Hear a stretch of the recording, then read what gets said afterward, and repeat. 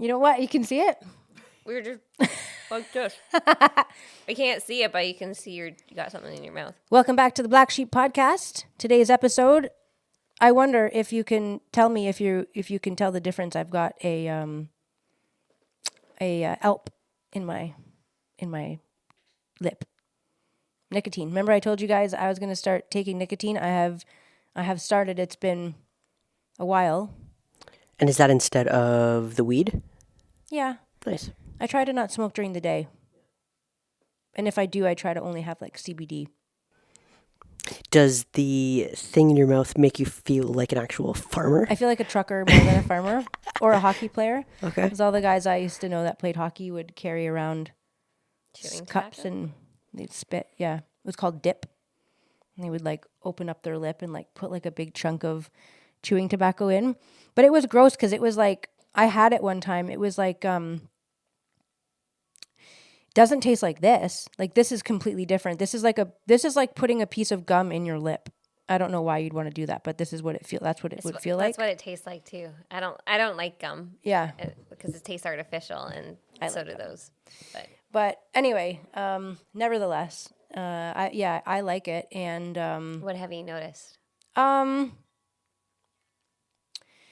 Okay, so we don't do caffeine. So I do feel sometimes like I'm needing like a boost of something, and I feel like it's giving me a bit more clarity. Like I'm not so like kind of Lethargic or fatigued or I brain fog? I still feel. I think I need a I'm thinking that a parasite cleanse is in the near future for me because I've been listening to some stuff recently on parasite cleanses, and like I know you should do it about once a year, and I haven't done it in a few years. I would say so.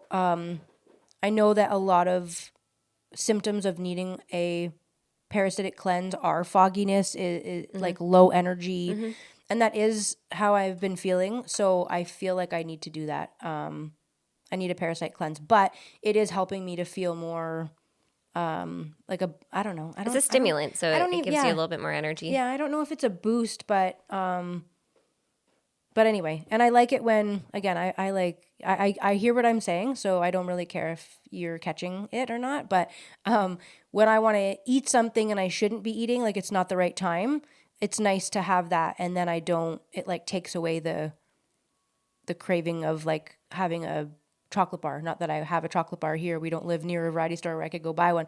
But if I want one or something, then I'm just like, okay. Or like emotional eating, like out of boredom. Like it's not boredom, but like, okay, when I'm out working, you know how I am. If I'm working, I don't want to stop. Like I'm very like, don't bug me. But if I get like if I have a desire to eat something, but I it's not time to eat, you know, like I fast and then whatever. So if it's not time to eat, then instead of thinking about food, if I have the nicotine, then I've filled that void. So I fucking hear what I just said, okay? I don't care. It's filling that void and I'm not eating something shitty. So whatever. And the research that I've done about the nicotine receptors in our brain indicates to me that this is a great thing because lots of our food, particularly eggplants, which I fucking hate, so I'm not going to get nicotine from an eggplant, but eggplant is very high in nicotine. Yeah, as are tomatoes. But lots of our fruits and vegetables have nicotine in them. So people are getting it regardless. So, I mean, tobacco is it's a beautiful plant, and it's a plant medicine, and just like cigarettes, like COVID, a lot of smokers didn't get COVID because of the nicotine. Yeah. So there's a lot of healing a lot of medicinal properties with nicotine. It's just the production of it. Yeah. Right. And that's why we grow our own tobacco, because we don't want the sprays, we don't want the chemicals, we don't want the additives into it. And it's a sacred plant, so you can use it for lots of different purposes. But yeah. Anyways, it's interesting that you're working with nicotine and just exploring the use of it, which is... Yeah. And I'm old now. Like I'm 40. Am I 44 or 43? Did I turn 44? Yeah. Oh my God. You're 44. I'm 44.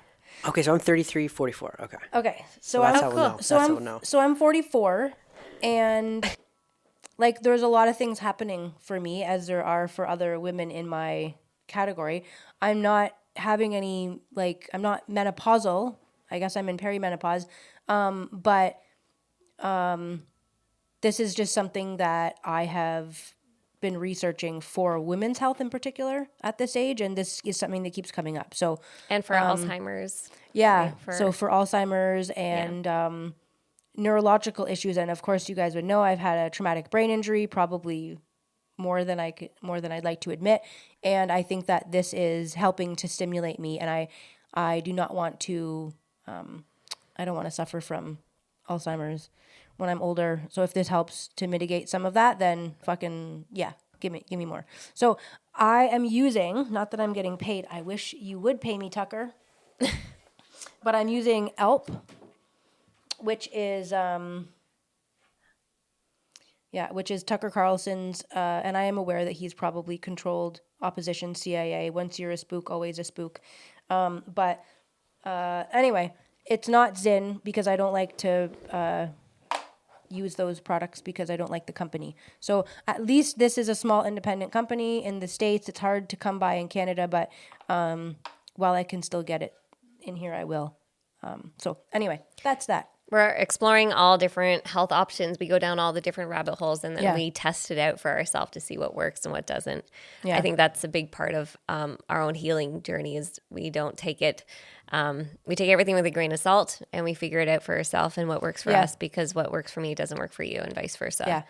Actually, it's interesting because I get annoyed because when Jen uses Hepe, and I hate it. Like I hate it. I only use it when I have to, like if I'm having Cambo and it is a requirement basically, or like ayahuasca, it's a requirement almost. So if I'm in something like that and I have to do it, I will do it. But it is not something that I use on a regular basis. I cannot stand it. It makes me feel sick. And the funny thing is, Jen gets annoyed when I do Hepe because I'm always so dramatic about it. But I thought I was the only one who was dramatic. You just can't do it.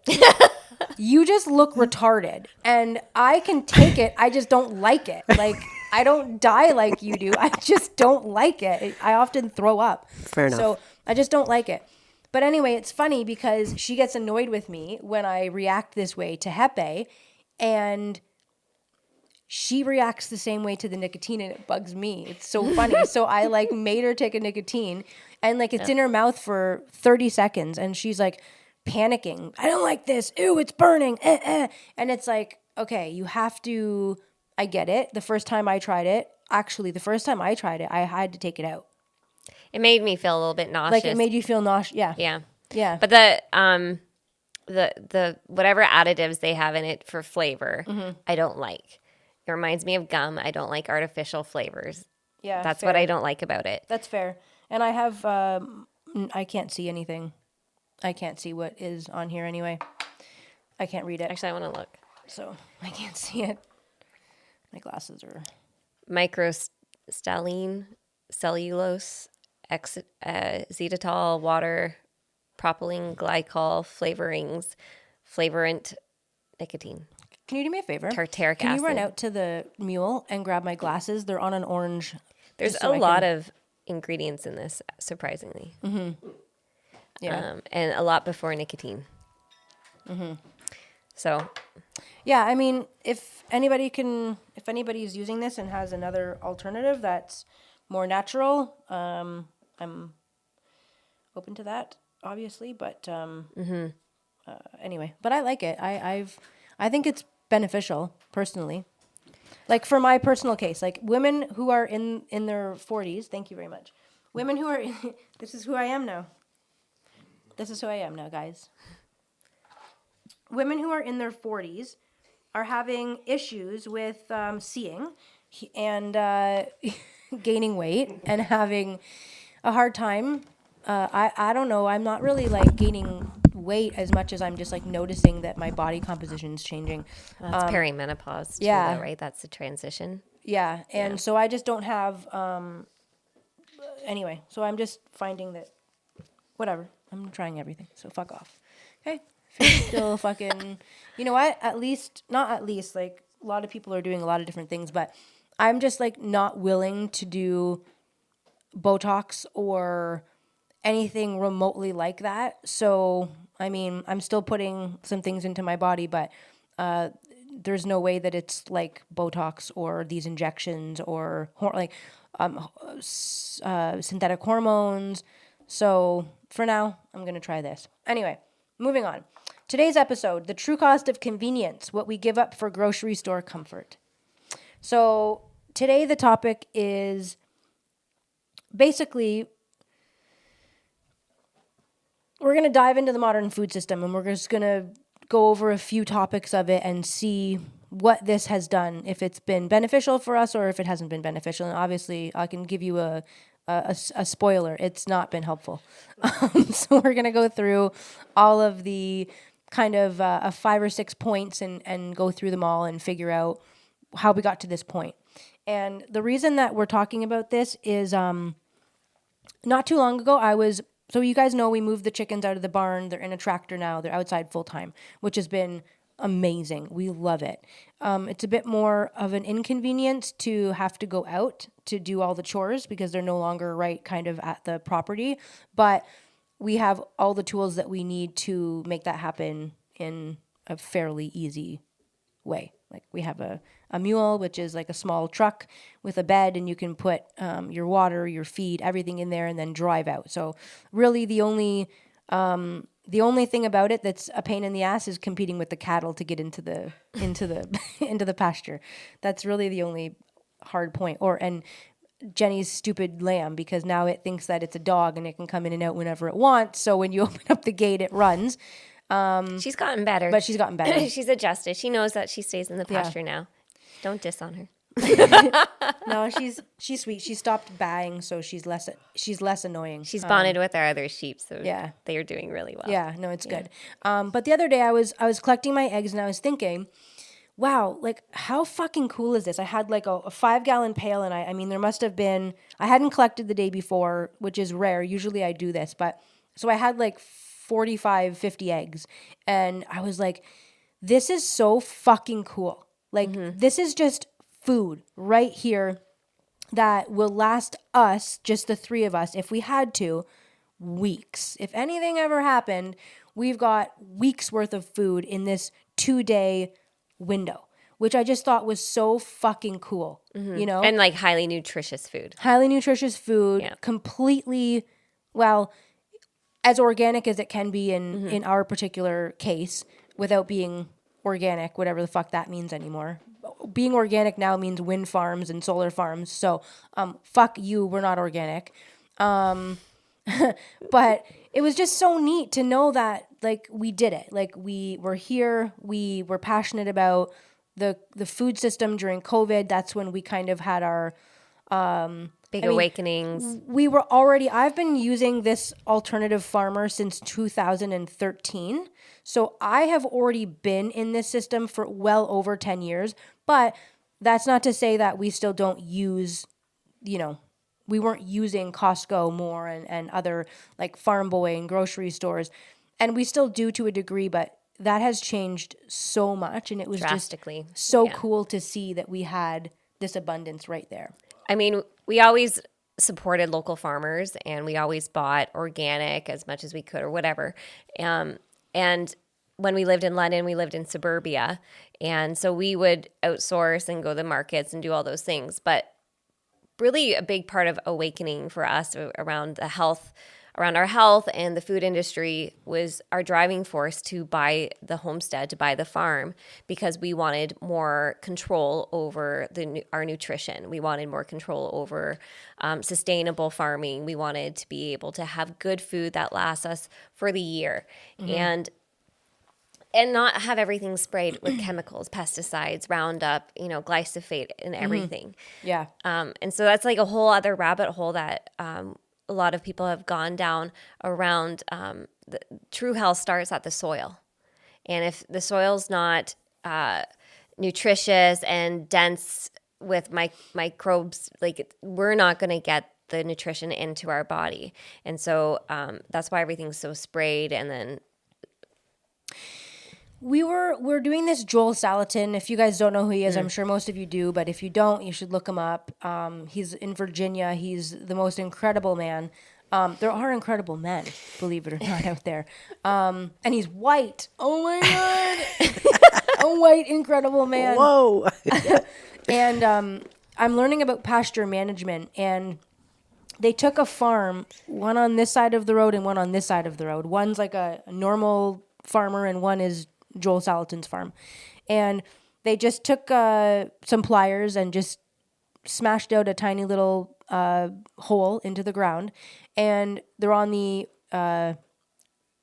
commercial farmer side, and they kind of break up the dirt, and it's almost like sand. Like it's just light, it's hard, it's there's really nothing there. Okay. And so that was the example, and you look at it and he just kind of tips it over and it just falls out of his hand. And they cross over to Salatin's farm. They do the same thing. I mean, you can already tell that when he puts it in the ground, it like breaks up. The other guy, it was like hitting a stone. Like it was just hard. Like there was nothing there. But when you push the pliers into Salatin's grass, it was like this beautiful chunk, you know? And he picks it up and he breaks it up, and it's like, I don't want to say it's like muddy, but it's moist. Like it's cold to the touch, they noted. Whereas the other one is just, there's nothing there. There's nothing to it. And so you can just see in the two examples that he gives how drastic the difference is. What's the difference? Well, that guy is monocropping across the street. So he's having, he's rotating his crops from soy to beans to corn. And then every year he comes in with his big machines and he tills it all up. And Every year he tills it all up, puts on extremely exuberant amounts of fertilizer. Because we've learned this. When you have a huge garden and you're cropping, there's weeds everywhere. When you guys drive through these, think about a premature cornfield. When you are starting to drive through the country and you can see the rows. This is before they're big. You can see all the rows distinctly. In our garden, where we have our corn, you can't even find the fucking corn. Like we were in there the other day. Did any of the corn fucking take? Where is it all? We had to get on our hands and knees, and we're looking through, and we're like, oh, corn. Okay, it came up. We got a weed. Fuck, that sucks. Because corn is harder to plant. We've been using this cover this year, weed barrier, in our plots, because it's just, we've learned that the weeds are, if you're not going to spray, work smarter, not harder. If you're not going to spray, you've got to work harder by putting this weed barrier down. And then what we do is we burn these holes in it and we plant through there. But corn, you're planting the seed, so it was a bit different. It's a bit harder to do that. I think next year I'll fucking figure it out, because this is it's crazy how much work this is. But my point was, when you're looking at those rows of corn in those monocropped fields, there are no fucking weeds. You just see these perfect fucking rows, thousands of them, with I'd say hundreds of thousands, if not more, of seedlings popping up. And the seeds are genetically modified to be resistant to certain pesticides and herbicides, so that they can take. Yeah. Right? So that they're working with the sprays, the Roundup, whatever it is. Yeah, exactly. So you're eating highly processed, highly modified, and sprayed with glyphosate. So for all of you celiacs and gluten-free people, you're not celiac and you're not gluten-free. Your body is intolerant of toxins. Yeah, I mean, that's your problem. A lot of North Americans struggle with especially digestive issues, celiac being a huge one, because everything is so sprayed with glyphosate, and that breaks down the stomach, the good microbes, the gut microbiome, right? And so a lot of people aren't able to digest the food.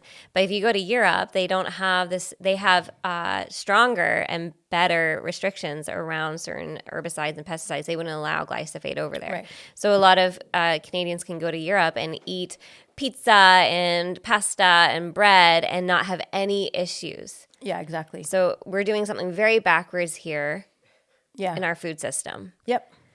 Yeah. It's incredible. And I'm realizing the deeper that I get in, the more I know, the more I learn how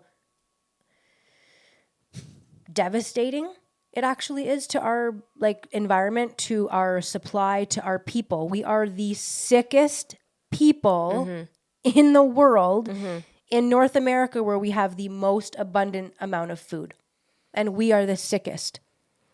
Western cultures are And getting the sicker. sickest and getting sicker. And getting sicker. Like in London, Ontario, there's different pockets in the communities where there's higher rates of MS and higher rates of cancer. Yeah. Okay, so there's something with water. There's something with toxins in those areas. It's just like what's the movie with Aaron Brockovich. Aaron Brockovich? So if we PG&E. right? So if we're going to consider if certain hubs of the community are getting sicker with certain things, why aren't we looking at the environment that's around them, the water supply, sprays? I've even saw a study that said if you live within 3 kilometers of like a golf course? I forget the number, but high percentage. I've heard that too. Parkinson's. And I've heard that too. Because of what they spray. And with they spray. And with MS, there's a high. We know somebody in the Riverside Drive area. Actually, I know a couple people, and that's where there's a city golf course right in the middle of this like really nice area that we lived in London before we moved. Actually, there's like 5 or 6 golf courses on the west side of London in that like pocket of Hunt Club. It's everywhere. It's everywhere. Right. And not to mention, again, I hate to go through this. It's not really part of our topic today, but the water that you're drinking in the city is poo. It's recycled poo water. How can I say this nicer? You're drinking shit. Chlorinated, fluoridated, stripped of all the good minerals that your body requires, which is why everybody has to take magnesium because we're so deprived of good salts. Yeah. Man. So anyway, we could probably have a topic on the water. We should because it's the fluoridation, like fluoridated water is actually a topic we should do. Like in the States. And then there's some states that want to ban it. But then there's the opposite. Oh, yeah. Well, California would be like, well, they have keep the fluoride in the water. More. What the fuck? And well, I'll always go back to this one thing with fluoride. When you go to the dentist, why do they topically apply it? And ask you to spit it out. Please don't swallow this. And why does every tube of toothpaste say that it's not for internal digestion, not meant to be internally digested? Why? Well, if that's the case, it's clearly that it's topical. And so why are we putting it in the water where we're drinking it? What a scam. It's such a fucking scam. I read somewhere about synthetic fluoride versus natural fluoride and how natural fluoride, there are benefits to the body, right? Just because it's a natural compound. But we're having industrial synthetics, which are actually destroying health. You should fact check me on this because this could be wrong, but I'm pretty sure that the fluoride that we use in our water systems is a breakdown. What's the not a breakdown? Like an offset of a fertilizer that we create, and then we're left with this. I have heard that as well. Yeah. Yeah, interesting. We're left with this like concoction of. It's true that fluorosilic acid, the most common chemical used for water fluoridation, is a byproduct of phosphate fertilizer production. There you go. Yeah. Right again, old whiskey breath. So that's what my mom. That's what my mom used to say. Whenever you were right again, old whiskey breath. So that's me. Okay, so that's interesting.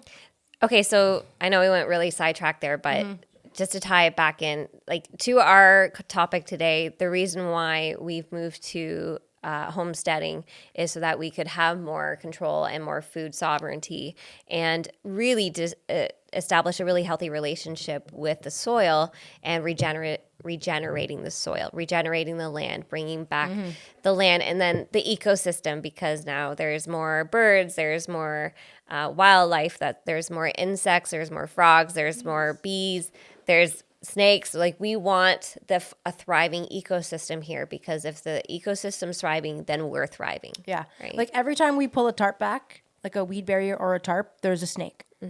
Like every time. You just, it's just going to happen. Like they are everywhere. But that's a good thing. That's a good sign. We want them in the garden. That That's we a good have. sign. Yeah. So let's talk about the myth of cheap food. Okay. I want to talk about where we came up with this idea that we should be. It's funny. Okay. When you shop for gas, you should look for the best price. You should. Like yes, there's a difference in gas. Some have more ethanol. I don't know if you guys know about that, but that's a thing. But for the types of cars that we drive today, most of them can handle pretty well any kind of fuel that you give them. We should be shopping for cheaper fuel. We should be shopping for, should we be shopping for cheaper clothes? I think this is how we got into the slave trade market with third world countries producing our food, producing our clothes. So I think that was another maybe detriment, because now if you went to a Canadian company that made a fucking cotton t-shirt, it's going to cost $70 for a cotton t-shirt that's made in Canada. Okay? But if you want to go to H&M and get a cotton t-shirt that's made in Bangladesh, it'll cost you $3.99. Which is fucking true. Like, I haven't been to H&M in 7 years, but like, I know that's how much they cost. It's the same with food, right? It's no different. So if you're buying chicken breast that's $2.99 a pound or $1.99 a pound, is it? Well, you've seen everyone here. I think everyone that's listening has probably seen or experienced it themselves. The video they're cutting into their chicken, and it's like stringy. We went to a restaurant last year. We hardly go out to eat ever. When we finally do, I'm always disappointed. And I had a chicken parm, which I never should have fucking ordered because I'm Italian and I know better. And the chicken, I ate the pasta and I left the chicken. Like, I never ate the chicken. I paid like $25 for this meal and I hardly had any of the chicken because I was like, Jen, this isn't real. Like, it was stringy. So what is the cost of that? So I guarantee that this guy's chicken comes from Cisco or some other food company that brings in large quantities of frozen food for these restaurants to then thaw, cook, and serve. And where did the chicken come from? I can guarantee by the texture and taste of that chicken that chicken was not grown locally in Ontario. That is the chicken that would come from Brazil, which you guys have no idea. I think it's more than 60%. You can look this up. How much of our Canadian chicken is imported? We import so much chicken in this country. It's the majority, though. And by the way, if it says product of Canada on the tag, on the label, all that means is it was packaged in Canada. Tell me when you get it. Doesn't mean it was grown. Right. So it comes in from Brazil. We take it out of the package it was received in. Whether it's a whole chicken, I have no idea how it comes, but then all they have to do is put it into a new package, and now it's a product of Canada. Wow. Yeah, so like beef is 44% imported, roughly. 44%. When we have the most beautiful pastures in Western Canada and Ontario. Chicken says it's only 12%, No which way. I don't know. No way. I don't know. I know that's not true because I know the guy that owns the company that is the middleman for Farm Boy. So I know for a fact that Farm Boy chicken is coming in from Brazil, which is crazy because it's called Farm Boy and it's supposed to be sourced locally. And I know that that's not true. So that number, where was that from? I'm looking up on chat, but I'm asking it to look more. Say you're wrong, ChatGPT. Find me a right answer. But sorry. So what's interesting about, and because what we've learned is what true chicken tastes like. We now know the difference in. Yeah. And it's the same with vegetables. You know, when I was growing up and we had a garden and I would go take a carrot out of the garden and go wash it off with the hose and with still dirt on it and I would eat it. It tasted like a carrot. It tasted good. Grocery store vegetables don't carry as much nutrition. Yeah. And so they don't taste as good. No, they don't. And same with chicken. Yeah. 80%. 80%. See? ChatGPT, you fucker. Over 80% of our 80% chicken of our chicken. imports from United States, Brazil. Guys, you have to think about this. We are so restricted here with this is all on purpose. When we want to grow chicken here, we are so handcuffed in Ontario. If you want to raise chicken, there is a certain quantity of chicken that we are allowed to raise, and I think it's only 200 birds without having a license. Then we have to register to grow, I think 1,000 or 800, 600? it's up to 600. I think it's up to 600. But what's that? It's called an artisan license. So that means that we can sell to local. You could sell it at a market. You could go to a market and you could sell, but you have to be, of course, registered again, which is another whole rabbit hole. Which opens you up to inspections. Oh, yeah. It's not that we don't. I would be more than happy for my customers to come in and see how we grow our chicken. Do I want the Ontario Ministry of Food to come in? No, I don't. I don't want you to come in because you guys are fucking retards and you're always finding something wrong with everything because you just don't want people like us producing food. You want 80% of our chicken, actually you want 100% of our chicken coming in from foreign countries so that they're injected with whatever the fuck they want to inject them with, because by the way, when that country is raising that meat, whatever policies they put on us, whatever restrictions they put on us as Canadian farmers, those people don't have those same restrictions. So they could be pumping your chicken, and they are full of hormones, steroids, antibiotics, you name it, and then they're coming here, and you think, oh, well, it's a product of Canada. You think that it's safe, but it's not. It's effectively not. So you've decided that you would rather fill your body with cancer-causing, neurological causing disorders so that you can save $1 or $2 per pound on your chicken versus buying it directly from a lovely farmer outside of your city or town. Mind-blowing. Mind-blowing. I did ask what the chicken is injected with. In Ontario specifically? No, or? like the U.S. and Brazil.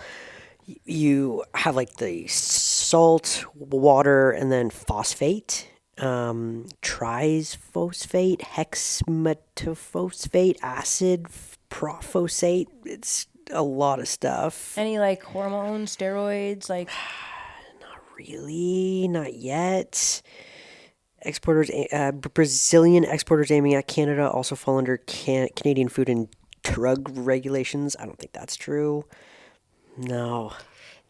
But if you look at the chickens that are being mass produced, that aren't outside, that aren't touching the ground, that aren't getting fresh air, sunlight on them, that aren't able to move. Okay, our chickens are healthy, natural chickens that have their full natural environment in order to be healthy, right?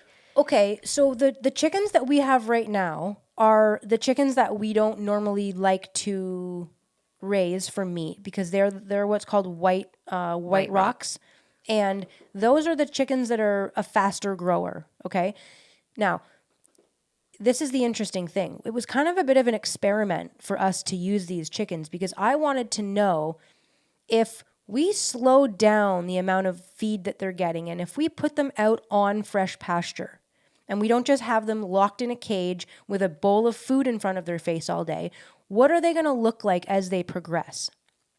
Now, by this age, they should be not able to stand.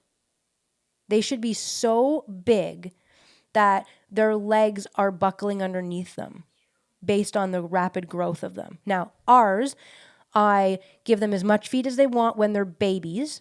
And then once they hit the pasture, I start limiting how much they get. So I just by my own knowledge of doing this for a few years, I have an idea. So I give them that for the day, and that's all that they have. And then the rest of the day, so we move their tractor every day to a fresh piece of pasture. But then I open the door, and they have 175 square feet of, no, that's not even right. They have a lot of room. That's got to be 3,000 square feet that they have every day to wander around. Now they usually stay within 40 feet of their tractor because they don't like to leave their food and water. So I don't really worry about them running away because those types of chickens don't move that far. But they're out all day. They cruise around. They're eating bugs. They're eating the grass. They're chilling. Think of they're getting grounded all day. They're on the fresh ground. And they're just growing at a different rate than I've seen them. They're growing fast. They're big. There's no doubt about it. They're genetically modified to do that. It's kind of disgusting. Yeah. But these birds look like night and day to the other ones that I've seen in mass production. So it's pretty interesting that it's really based on how you care for them. It really, they're not going to balloon up if you don't give them the feed to do so. They're just going to grow. Yes, they're bigger. It is what it is. At a healthier rate, because because they're also a fast grower, they're more susceptible to heart attacks because their body's growing at such a rapid pace. Yeah. Anyways, it's a good learning opportunity to work with different breeds because again, everything that we do here is about learning and trial and error and trying different things. But the taste of our meat, the taste of the chicken, is so vastly different than store-bought chicken. Yeah. And the texture is so different because they can move, right? So they utilize their muscles more. Yeah. And that's the other thing that you have to get used to. When you're eating a chicken that's raised on pasture versus a chicken that has been raised in a cage, there's a difference. So let's just use an example of a big, huge, fat person. If you had to cook and eat a big, huge, fat person that sits on their couch all day and eats potato chips, okay, and you ate them, it would be like eating a factory farmed chicken. Bigger, how the meat is tenderized is different, okay, because they're fat. And Now, nutritional. Think about muscle. If you took a bodybuilder and you took his ass and you took a huge bite out of his ass, it would be chewy. Like it would be like Now, if you took a huge fat lady who sat on the couch all day, doesn't exercise, and you took a fucking bite out of her ass, it's going to taste like it's going to be easier to chew it. It's going to be like, right? Because it's just fat. So we all know Soft. that it's easier to eat that than it would be to eat the big fucking bodybuilder guy's ass. So think about that with your chicken. If you're eating a fresh pasture-raised chicken, they've been exercising. They're like kind of bodybuilders. Well, so the meat is different. And you are literally what you eat. So if we're eating, and that's why you can eat certain organ meat to help restore your own organs, right? Traditionally, we're supposed to be eating from nose to tail. We're supposed to be eating the whole animal so that we get all the benefits from the animal, right? And so if we're eating really soft, unhealthy meat with lack of nutrients in it, lack of minerals and nutrients, then that's what we're putting in our body. Yeah. We're eating the muscle to support our own muscles. Right. Right. Right. So I'm just saying it's just different. It's going to taste different than the bodybuilder's ass or the fat lady's ass. Like they're two totally different things. So be prepared for that. Right. Yeah, and the other aspect of this is like cost, right? We were talking about the cost. So when we invest in good food, we're investing in ourselves, we're investing in our health. And so the return on that investment is greater. If I went and bought shitty food because it was cheaper, which I've done before because I've been poor, like I get that. Students, right? But the return is you're going to be foggy. You're not going to feel as good. You're going to have more digestive issues. See, I'm sorry. I disagree. Okay. I've been a student. We've all lived the life. None of us here are white privilege. Okay. You know how much alcohol those fuckers consume? You know how much money those fuckers spend at the bar 3 or 4 nights a week? Yep. You know how much money they spend on Lululemons and Aritzia and fancy fucking shoes? Don't fucking, your hair. I know how much eyelashes cost. I know how much nails cost. I know how much fucking haircuts cost. That's why I don't cut my hair. Only Liz cuts my hair once a year. It's the priorities. Right. And like school, like we're never taught about this versus that. Everybody that, I'm sorry, but I just don't agree with that, because I've been there, because I've spent money on motorcycle parts, exhaust systems, and I'm like, oh, but I have to have craft dinner for dinner tonight. Like, but I just spent $600 on a fucking full exhaust for my Ninja. It's like, true. It's priorities. It's priorities. When we really got into focusing on our health, we started to prioritize spending more money on our food. Yeah. Like, why don't you go away on vacation? It's hard to go away on a vacation when you live on a farm, number one. Number two, we spend a lot of money on how we live. So those little extra things that people, if you eat craft dinner every night and you save money for alcohol or a vacation, that's fine. You can choose not to do that, though, and you can choose to put that money into your own self, into your health.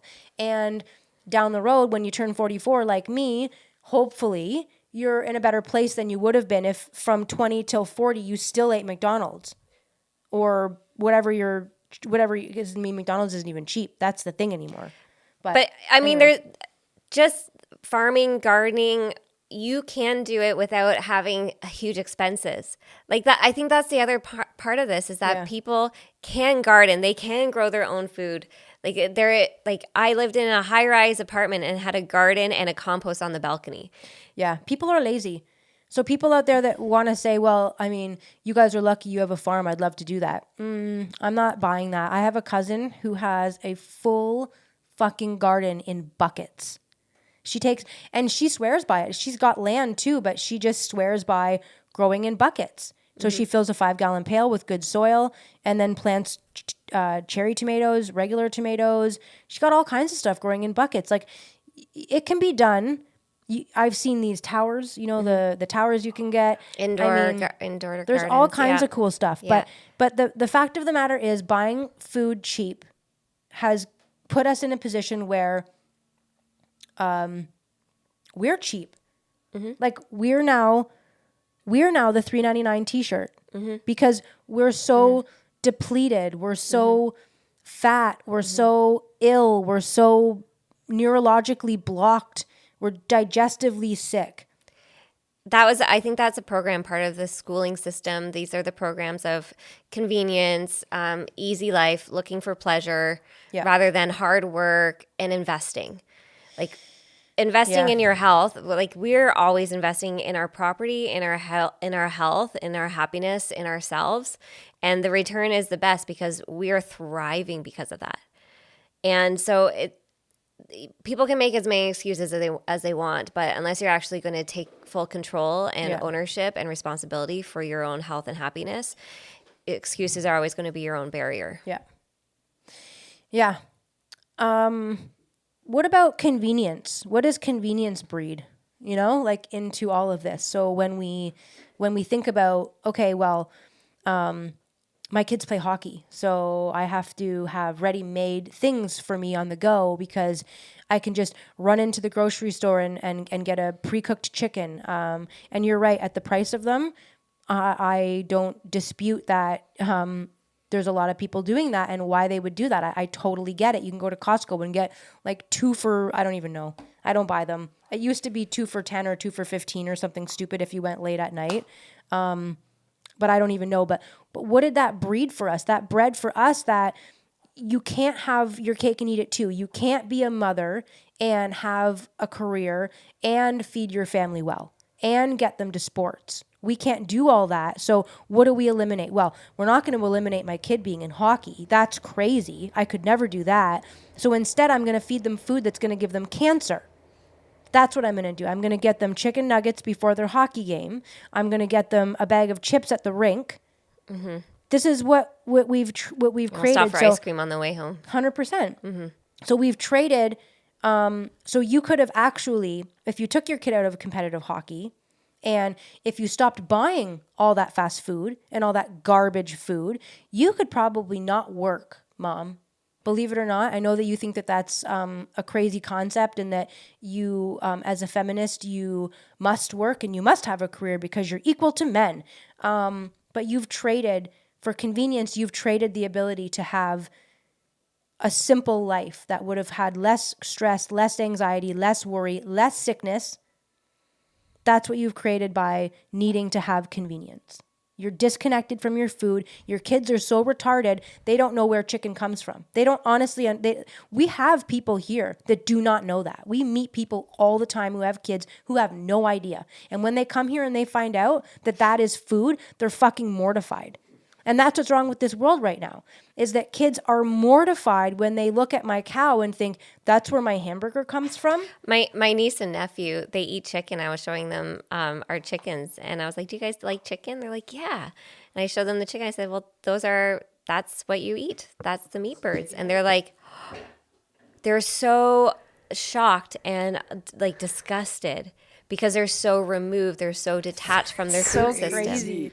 You've so obviously crazy. seen the videos of the food deserts in the States. So like the southern areas where Okay. like it's the food deserts. There's kids that they showed like a tomato to, had no idea what this like What the vegetable was. yeah, couldn't name it. Yeah, it's crazy. Like a because, tomato. Because they probably, well, first of all, obviously they obviously don't know, but they would have spaghetti, Yeah, but they wouldn't know that the sauce comes from a fucking tomato. pizza. They don't understand. Where does the dough come from? Well, that comes from wheat that we grow. What? Like, no clue where their food comes from. They've normalized, and this is what they've programmed, is that everything's packaged. Yes. Everything's in chips come in a packages. package. Chips aren't potatoes that are sliced and fried. They're in a bag. You don't make your own chips. No, absolutely not. So what I've learned is that the more that we do our own cooking from scratch when we can, the more that I really enjoy food, the more that I love and sit with so much appreciation and gratitude for what we're putting in our body, because I know it's not only nutritious, but it's we did it. So there's a sense of satisfaction on top of that, because, when I'm cooking dinners, I'm like, to our daughter, I'm like, those are our beans. That's our chicken. That's the garlic. All the spices are mine. Yeah. Which can you guys talk about why you are going to be doing a farm to table Dinner night? to like show Well, people. that's the whole point of it, is to show people like this. But really, it's not we're special, we're doing this. It's you can do this. I mean, yes, there's limitations, of course, because the cities, even the small towns in this country, in this province in particular, do not care about food security and food freedom.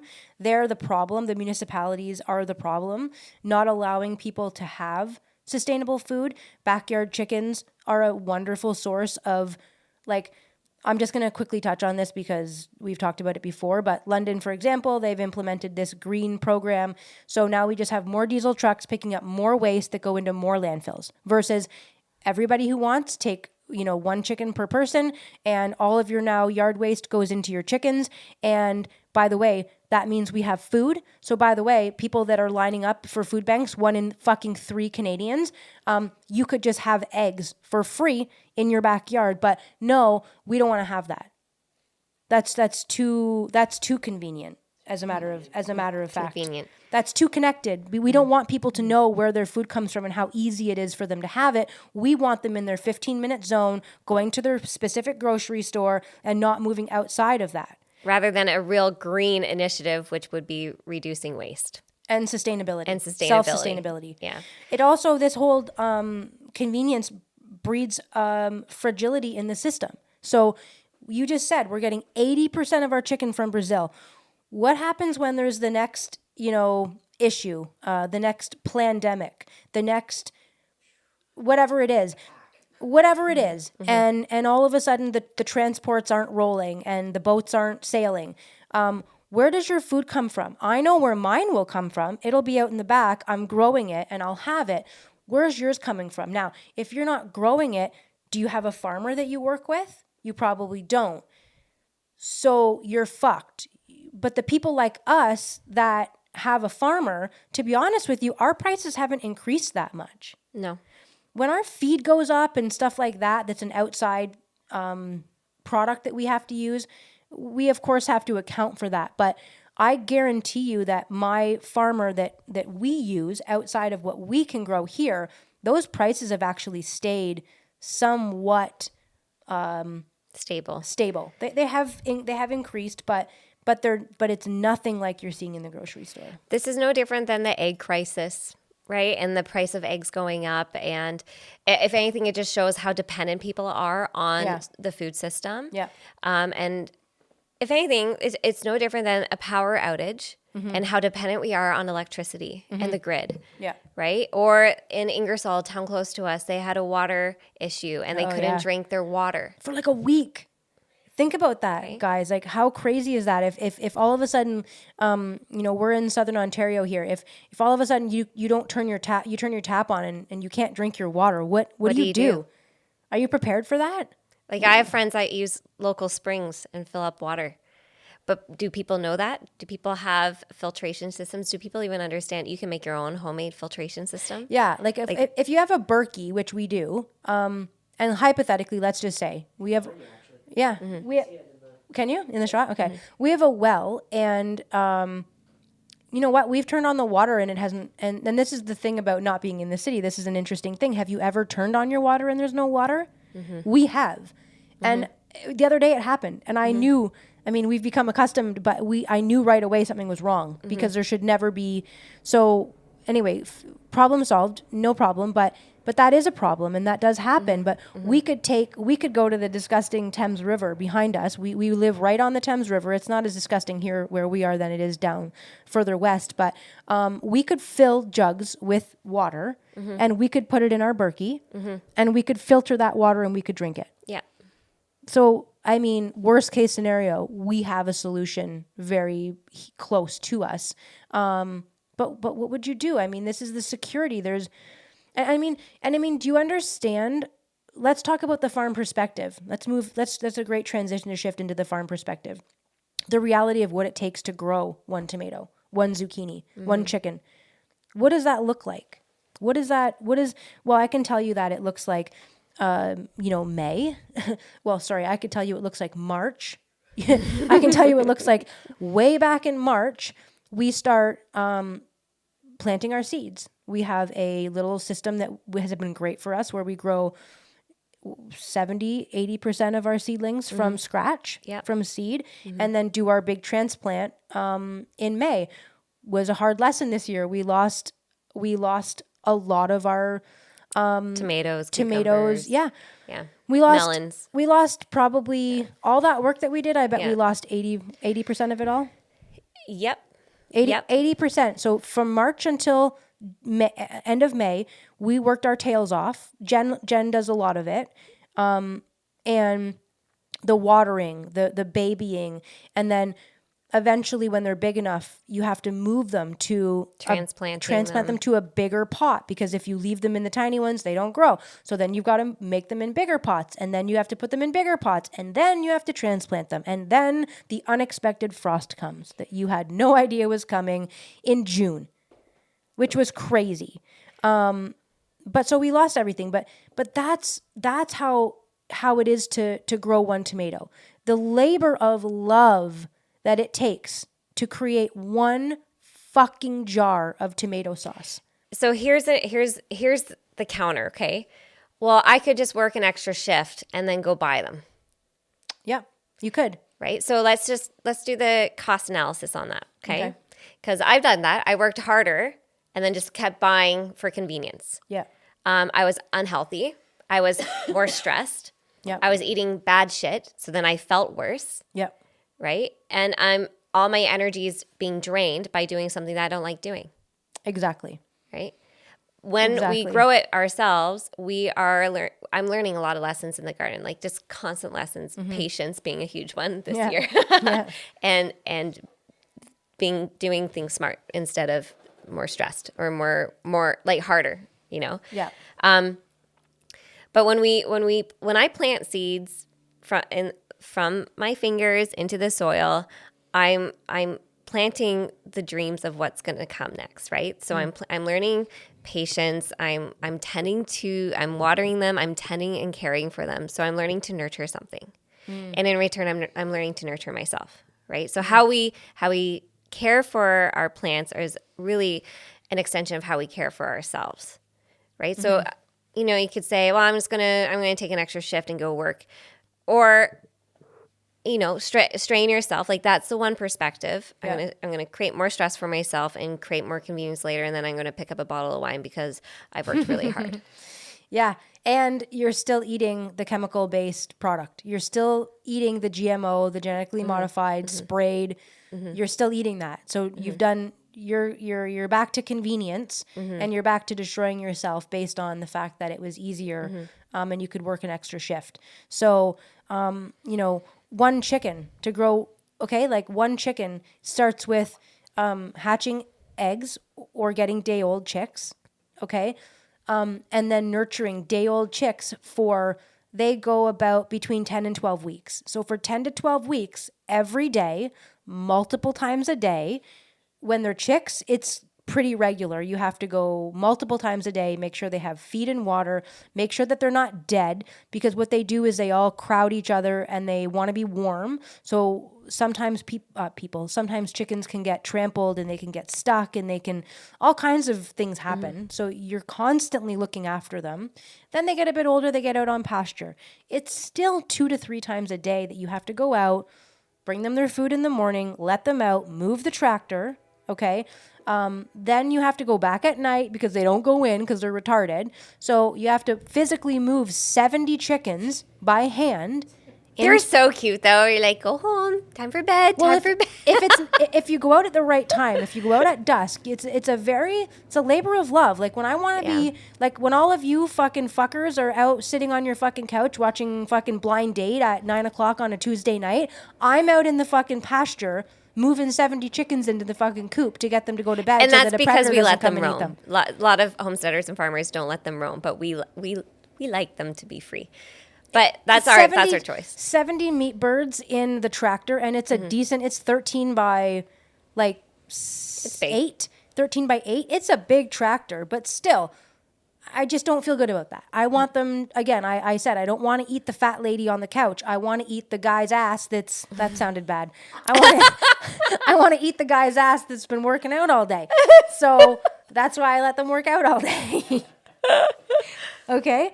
Now, what? Well, it's not about the guy's ass comment, but Not about eating the guy's ass? But that's perspective right there.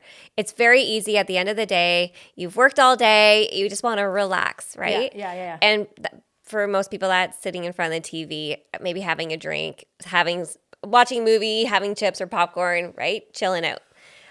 I find that we don't need that as much. Like in the summer, I'm up in the garden first thing in the morning. In the evening, we're doing another round of. Okay. In the evening, we'll go for a garden walk and all of a sudden be lost in the garden for a couple of hours, weeding something, looking at something, hanging out with our farm animals, doing a little project, walking through the orchard, hanging out with the animals. Like the amount of time that I'm on screens has dwindled drastically because I'm just enjoying life. Yeah. I'm just being and doing and enjoying what we're creating. Yeah. Like we are in 100% creation here. Like in the evening, like I've been painting everything outside right now. I was walking. Sometimes it's annoying because sometimes you're tired and you do just want to chill. You do just want to chill. And we do. But this time of year, this is the busy time. This is the busy time. In the winter, there's a lot of nights that we can rest. This Which is not the natural season for it. Yeah, this is not the rest season. This is the season for hard work and for constant attention to the constant attention. Tending. It's constant. To make, I want you to think about cream. Okay, like to make one 500 ml jar of cream for me. I bet you it's 25,000 tugs on a teat. I bet it is. I mean, I hand milk every single morning. Okay. The amount of work that it takes to get a liter of milk is substantial. I have to go out. I have to get them. I have to lock Daisy up. I have to distract the 2 sheep with their food. Then I have to get Mabel and Mary Lou out. Then I have to lock the gate. Then I have to go do my thing. And then once I've done my 10,000 teat pulls, then I have to do the reverse, you know? That's a lot of work. Then I have to go process the milk. It's like not just that simple. To make yogurt, that all comes from those 10,000 teat pulls. It's all part of the cycle. You just go to the grocery store, open up the fucking door, you grab it and you walk away and you go without even fucking thinking about what and how that got to the shelf and what work it took to do that. Every glass of milk I pour, I think about how many teat pulls that was for you and how grateful I am that I'm drinking that. Yeah. Like the amount of gratitude and appreciation for everything that we eat and drink because we created it. We don't waste it. And see, that's the hard part for me is selling products. I actually have a hard time with selling because I get annoyed at people because I think, and this is my thing, this isn't you. I don't want you guys to take this personal. This is something that I have to work on. But I think that I just think it's so much work for me that I don't want to get rid of it. Like, I don't want to sell it. Like, it's not, whatever money you're paying me for it is not worth what it took for me to get it. And that's where I have a hard time. You know, I just don't think that and that's not really true for the people that come to me because there are a lot of people that do thank me And appreciate when it. they come value and it. they buy product. They do thank me and they do understand. But I just think that there's a lot of people that don't. And so, like, if we have someone coming through that's not a regular, I don't like to sell to them because I'm just like, no, you don't get it. And I have other people that want it, that understand. And I'd rather either keep it for myself or sell it to someone that understands the amount of fucking work that this was. Yeah. You know? That's why I think like the farm to table is like the educational part of it would be so good for you to like take them out. Yeah. Right. Show them the Right. 10,000 fucking teat pulls. Yeah. Well, that's hard because I can't have 10,000. I can't have all those people watching that. But I hear what you're saying. And they will. They'll go out to the pasture and they'll see. I mean, I don't know if I'll take them into the pasture because that's dangerous. But they'll see all the meat birds in their tractor. And explain to them, talk Yeah. to them like the process. Educate them, Yeah. right? Yeah. So that people are starting to connect back to the food system, right? And I think one of the things that hopefully people will take from the farm to table is that they can do it themselves. That's the thing that I really want people to take. Okay, you can't get the meat. I get it. We live in a society where we are under total control from our tyrannic government. So getting the meat is different. But I hope that people will come, they'll eat, and they'll understand that this is why it's important to have a relationship with a small farmer. Because we can't do everything ourselves here, okay? Yeah. I'm getting a pig brought in tomorrow from my farmer because I don't grow pigs yet. One day I will, hopefully next year, but right now I don't. Yeah.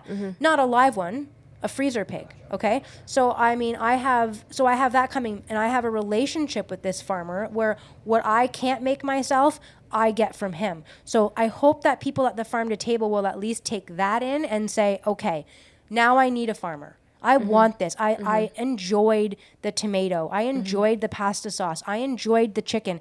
I can do my tomatoes. I can do cucumbers at home. I can't do a chicken. But now I know the importance of getting a relationship with someone that can. Yeah, and this whole farm to table dinner night, where it's really small groups that we're going to be cooking and serving ourselves and doing full tours of the farm I and think the garden. 8 to 10 people is a lot of people for me to be fucking cooking It is. for and It's serving. 8 people, But and so there. This comes purely from like the love of cooking and the love of eating. Like we love food, we love cooking food, and we love sharing and inspiring others. And this is the event that I'm so excited about. And we've actually sold out, I think, 3 nights so far, and we have July 18th is the first one that's first coming up. one. That's sold out. And so we opened a second one the next week, the 25th, sold out. And then I think we have 4 spots left for August 15th. Nice. So if anyone is listening and wants any information, that they can go to Jen's Instagram or Farmer Jess. or Farmer Jess, and you can sign up. We have 4 spots left, August 15th, for our farm to table dinner night next.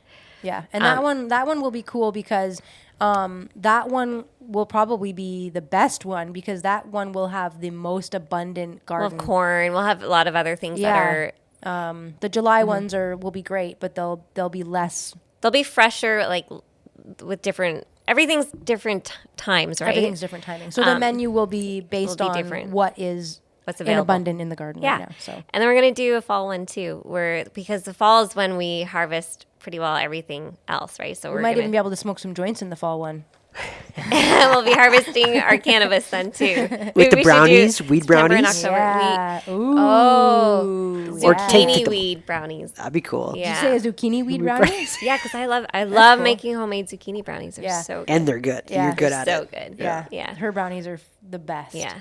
The best brownies. Yeah, And I know. ice cream. Wait until you guys, if you come for one thing, come for the fucking ice cream. You have no idea what fresh fucking ice cream Real ice cream tastes tastes like. like You have just no raw. idea. You have no Raw. idea. You'll never taste anything like it. Yeah. Honest to God.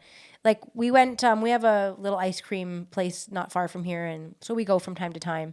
And it's, of course, it's good. It's Kawartha Lakes ice cream. It's good stuff. But Jen made ice cream last week, strawberry ice cream, and was it yeah? Vanilla. Oh shit, my bad. I'm planning strawberry ice cream because our I'm strawberries are I'm coming dreaming of strawberry Yeah. ice cream. That's what it is. in. Yeah. It was the best vanilla ice cream I've ever had in my life.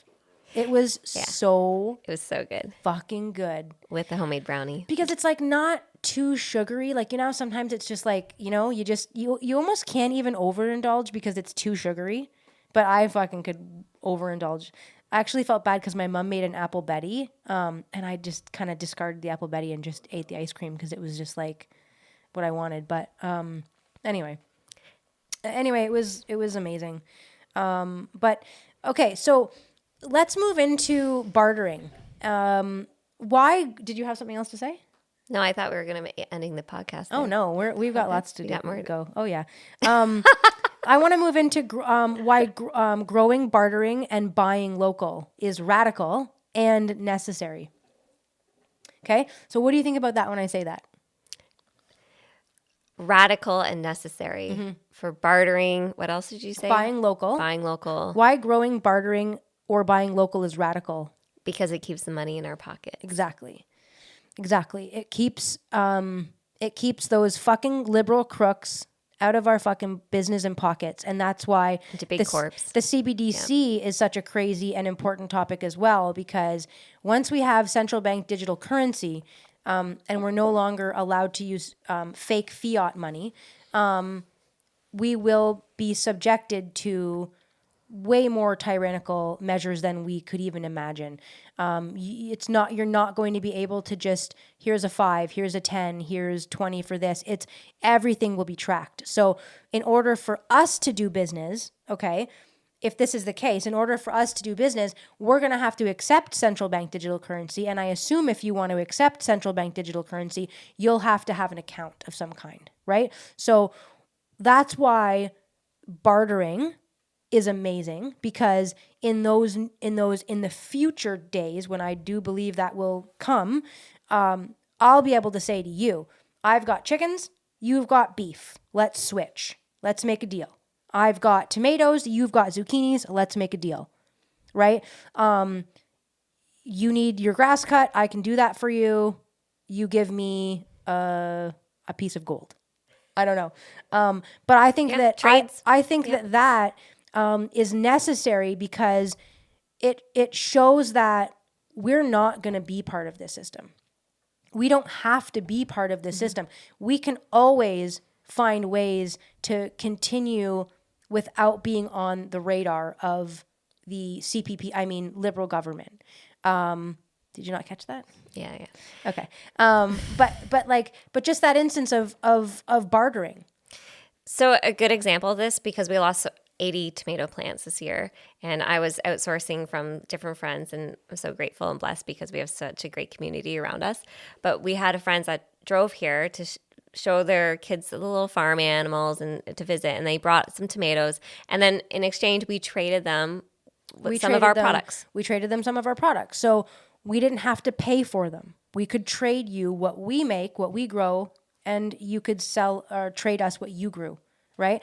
I even had my cousin grows my weed plants for me and Starts them for me, sorry. And I had another guy that I traded something else, and I got a weed plant from him, and When my cousin came, it was funny because I asked her if she'd heard of this particular strain. She said yes. I said, do you have any? No, I couldn't get any. Okay, well, I've got an extra one. Want to trade?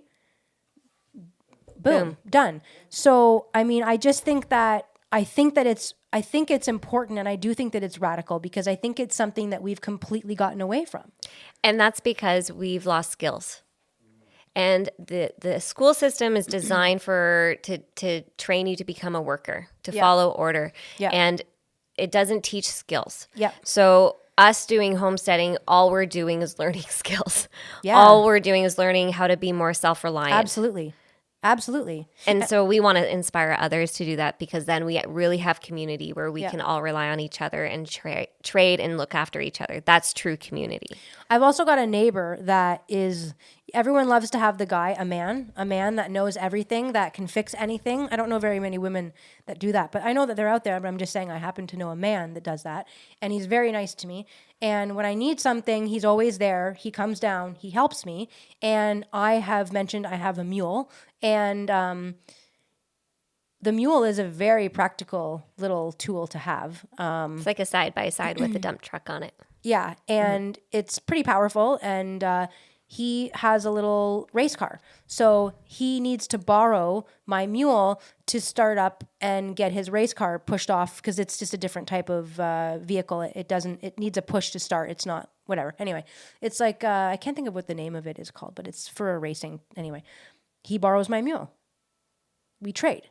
You come over and you help me, and when you need something, I help you. This is also healthy boundaries. I just point that out being from the therapist perspective. This is what healthy boundaries looks like.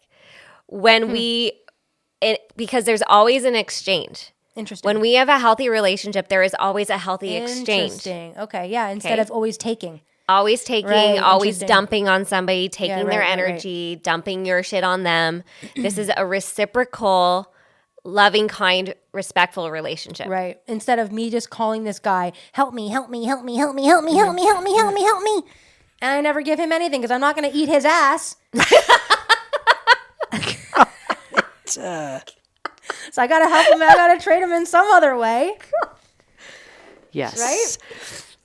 Any last ones? Yeah. One last point. Yeah. You are gay, right? Yeah. That's why I said That's why I'm he's not going to eat his ass. ass, bro. Like, I'm not eating his ass. Even if I was straight, I wouldn't be eating his ass. I wouldn't eat any ass. That's so gross. A man's ass. That's gross. Okay. Real life examples from your... Too far. Okay. Well, I guess I just did that. I was just going to talk about real life examples of how you've traded from your farm, but that's one right there. And I've traded, we've traded a few things, and I think it's a wise way to work with your community. I really do. Because then we're supporting everybody's skill sets and talents. Yeah. Right? I think it's easier when you are self-employed, though. If you don't have a skill 100%. outside of that. 100%. Yeah. 100%. And that's we do that. But see, Yeah. that's the thing. That's the thing, though. Building skills. Okay? I get that some people work full-time jobs and I don't know what your job is, and you don't have a skill. No, you know what that is? You don't have a fucking hobby. That's the thing, because a skill is a hobby. Example: the guy across that is the helper that can fix anything. His wife is a very skilled leather maker. Okay, but she also has a real job. She works a normal 9-to-5 job, but she's got a skill/hobby where if you show her a picture of anything, like my cool leather suspenders that I was really into a few years ago, I just sent her a picture and said, can you make these? One day later, she brought them over and said, is this what you wanted? And it was fucking to the letter. Exactly what I wanted. Okay? That's a skill. That's a hobby. So it's not that you don't have a skill. You're just a lazy fuck that doesn't have a hobby because at 7:00 at night, you crack open a bottle of wine. That's your skill. Oh, watch me crack how fast I can crack this fucking bottle of wine and drink it. That's your skill. 100%. You could be doing something else with that time at 9:00 or 8:00 or 7:00 or 6:00. You could be knitting. You could be crocheting. You could be working with leather. You could be in your garden. You could be doing an oil change on your Taking car, a class. whatever the fuck you want to do. And by the way, I'm poor. I can't afford to take a class. Go on YouTube. Every fucking skill you could ever imagine is on YouTube, and there's a free video of how to do it. Okay? This goes right back to the more excuses you have or the more internal barriers you're creating for yourself. All of our life skills are birthed out of our hobbies, and that comes from intrinsic motivation, something that you're actually excited about, you want to learn about, and that's our true purpose here, is to be creators. Yeah. And we've lost that ability, or many people in the collective have lost that ability. And when we get back to that point of like what sparks your interest, follow that path, because doing what we do isn't for everybody. Like, this is not like our lifestyle, and homesteading is not for everybody. No. That's why a lot of homesteaders that get into it are done after 3 years, because you have to learn how to have balance, and you have to learn how to hone in on your craft and what you're focusing on. Yeah, and you have to learn how to be a hard worker that's willing to work 12 to 15 hours a day and isn't going to need to go on 7 vacations a year. It's never going to happen. No, it's a complete lifestyle change, right? But let's give people an action. Let's give them 3 things that they can do, 3 shifts, 3 small shifts that people can make to start unplugging from the system and start being more Self-reliant. more self-sufficient, self-reliant. What if even you took your coffee, like money or tea from the week, save that, and then go to like a local like market on probably like a Saturday or a Sunday? Like every town has like a market, 100%. and you bought some veggies Yeah. or meat there. Yeah, well, what if you even just took your money that you spent on Starbucks or groceries. Tim Hortons Yeah. and you didn't do that and you bought a local roaster's coffee beans at home? It's literally, Minnie's having a dream. So it doesn't cost a lot of money to buy some beans, to have a coffee, a French press. Like, they cost $10. Save your time Yeah. from running out. There's people that go every single day to go buy a coffee when you can roast, you can have home roasted coffee, whatever, make your own coffee and sit down with your hubby and have connection time.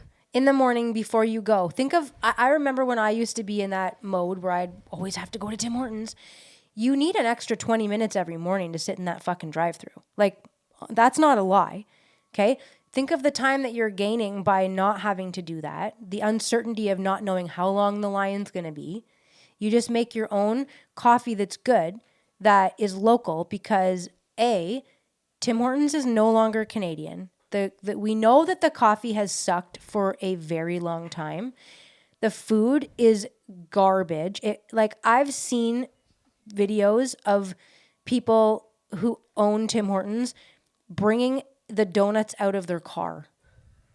I've watched people film it in the parking lot of them bringing in trays of donuts from their car. Guess what? Like, health and safety, like, that's not how it works. I worked at a country style. That is not how, you cannot transport food that way. It's, first of all, second of all, it's supposed to be baked in your fucking shop, which we know now they come frozen. You just put them in an oven and glaze them with, like, whatever. So yeah, you could make your own coffee. You can go to a farmer's market every Saturday. You can try out or a Sunday. recipe, a new recipe, and learn how to cook, like a staple in your home. I would say one of the steps should be finding yourself a farmer. That's one step. It should be. Yeah. Find yourself, and if you need help with that, you're free to DM me. I have it. I'm not plugging myself. I'm just saying if I can't help you, I can help you, because I've had many people contact me from this show that want,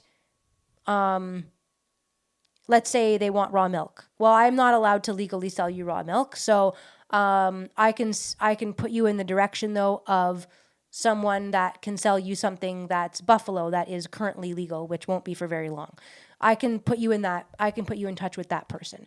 You want a whole cow? I can't offer you a full cow right now, but I can put you in touch with someone who can.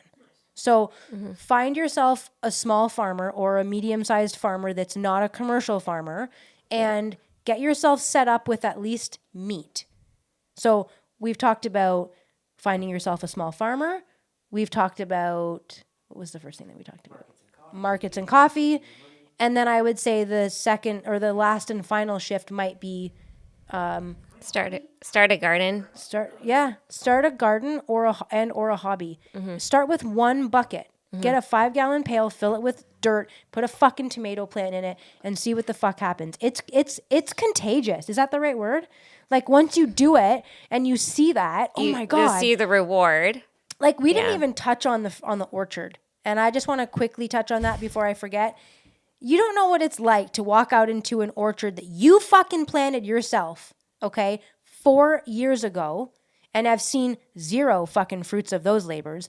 You have no idea what that feels like to walk out this year and see fucking apples. You have no fucking clue how fucking cool that feels. Think of it like peaches. This is not instant gratification, so we are learning the amount of patience for these long-term 4-year patience, right? And think about the longer you're patient, how much more rewarding it is, right? You know, it costs, they're not cheap to buy a fruit tree, especially if you want to buy a more mature one. You're probably looking at $130, $150, give or take for a semi-mature apple tree that might produce this year or next year. But let me tell you, again, what did you probably spent $130 this week at Starbucks, okay? It's not hard to save up $130 by taking away some of the garbage shit that you buy and planting a fucking apple tree in your backyard. I mean, really. We've been landscaping with more food instead of... Like, why get another fucking hosta? Okay? Or another fucking cedar. Like, or a Japanese maple. No offense.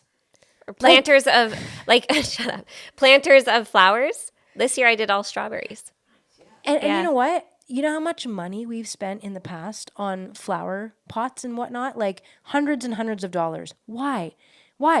When I'm sitting on the deck yesterday and I look over and there's a fucking killer, huge, ripe strawberry right there. Blick. Like, that's amazing. Like, that's if you take one thing away, take away that you can create these systems in your own home, of your own property that takes you out of that system. So you can invest, think about just investing. Where are you putting your money, right? It's choice. It's your choice. I mean, we invested in a fruit orchard instead of going on a family trip, you know. But think of like long-term rewards. We're feeding our family for the amount of years that we're going to be living here, and we're going to be we can sell. Yeah, I was just going to say it's not sprayed, so I don't have to worry. Everything I buy, every piece of fruit I ever buy, I'm terrified that it's sprayed. I don't have to worry about that. I know a small strawberry farm not far from me. So whatever, like if we want to make, I don't know what the fuck we're going to do, but we have strawberries here. We won't have that much that I'm going to be, you know, abundant that I can sell. But if I wanted to go and get strawberries, I know where I go to get them if I don't have enough. But to know that I'm going to have my own apples this year, that my own peaches this year, my own nectarines, plums, cherries, pears, raspberries, black raspberries, like hopefully grapes. It's just crazy. Yeah. This is what I want you guys out there to listen to. I want you to be passionate about this. I want you to understand that this country is not going to shift backwards. It's not going to, it's going forward whether we like it or not. And so if you're awake to what's going on, you need to start being proactive and creating a system for yourself where you have the things available to you that you need instead of having to constantly outsource every single fucking thing you eat. Put your money where your mouth is. Yeah. So anyway, hope you guys enjoyed this episode. Please like, share, pass it along if you can. And don't forget to follow me at Jess the Tomboy and The Sovereign Therapist. And of course, Alora, give your plug. No, if they should follow you. Well, at Elevated Vision? Sure, yeah. There we go. There you go. If you want to know anything more about the producer. She's awesome. Very talented. Yeah. Okay. Okay, thanks. Cool. Peace out. Peace out, rabbit.